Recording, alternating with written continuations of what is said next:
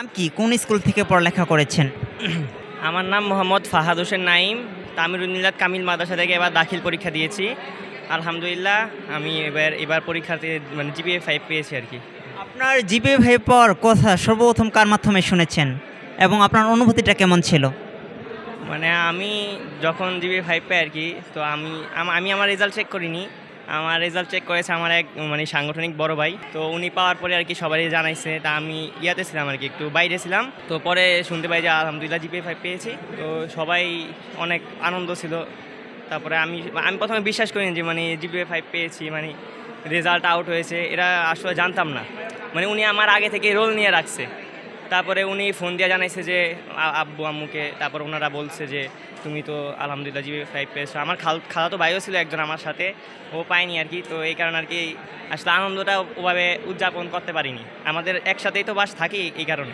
আজকের এই প্রোগ্রামে সবচেয়ে কার বক্তব্য আপনার কাছে ভালো লেগেছে? প্রোগ্রামে অনেকেই বক্তব্য দিয়েছে, সবাই অনেক জ্ঞানমূলক কিছু কথাবার্তা বলেছে, মোটিভেশনাল স্পিচ দিয়েছে। কিন্তু সবচেয়ে বেশি ভালো লাগছে ছাত্র শিবিরের কেন্দ্রীয় সভাপতির বক্তব্য। উনি উদাহরণ দিয়ে যে কথাগুলো বলছে, এগুলো আসলেই খুব ভালো লাগে শুনতে। তার কোন কথাটা সবচেয়ে ভালো লেগেছে, হৃদয়ে গেঁথে গেছে তার কোন কথাটা? উনি যে যে ওই যে থমাস আলভা এডিসনের একটা উদাহরণ দিয়েছে, ওটা আমার কাছে খুবই ভালো লেগেছে। ওই যে মা যে ওনাকে বলেছে, ওনার টিচার একটা খারাপ ইয়া পাঠাইছে ওনার কাছে, কিন্তু ওনার মা পজিটিভ ধারণা দিছে ওনাকে। এটাই ভালো লাগছে অনেক, যে সবসময় সন্তানদের আসলে পজিটিভ থিঙ্কিংরা করানো উচিত, উৎসাহ দেওয়া উচিত, উদ্দীপনা তৈরি করা উচিত। জি আলহামদুলিল্লাহ আমি ছাত্র শিবিরের সাথে সম্পৃক্ত আছি। আর আমি ছাত্র শিবিরের সাথে সম্পৃক্ত আছি 2017 সাল থেকে এখন পর্যন্ত আলহামদুলিল্লাহ আছি। আমার সাংগঠনিক মান হচ্ছে একটা স্কুল ওয়ার্ডের সভাপতি আর সাথী আর কি, পদ সাথী। মোরা বড় হতে চাই বই একটা টপিক ছিল যে জাপানের প্রত্যেক বছর এত কঠোর পরিশ্রমের কারণে 10 লাখ মানুষ মারা যায়। সেদিকে আমাদের আলস্যের কারণে অনেক ক্ষতি হয় আর কি, এটা বোঝানো হয়েছে। আরও বিভিন্ন বিষয়ে ভালো লেগেছে আর কি, স্পেসিফিকলি বলতে পারতাছি না আর কি, মনে নাই, অনেক আগে পড়ছি, এরা মনে আছে। ভবিষ্যতে ইচ্ছা ছিল লেখক হওয়ার, এখনও আলহামদুলিল্লাহ আছে, কিছু টুকটাক লেখালেখিও হয়, এগুলা জমা দেয় আর কি। কিশোর কণ্ঠে ছাপে না, আর ম্যাগাজিনগুলোতে লিখছি, কিছু ম্যাগাজিনে আলোর দ্বীপ পরে এরকম টুকটাক লিখছিলাম।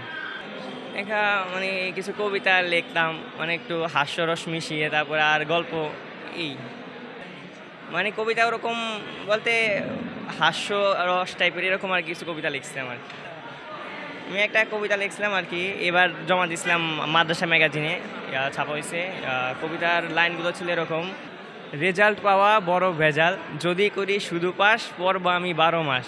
যদি পাই 50 আম্মু আমায় মারবে ঠাস ঠাস। যদি পাই 80 তবে আমি খাবো বিরিয়ানি দিয়ে খাসি।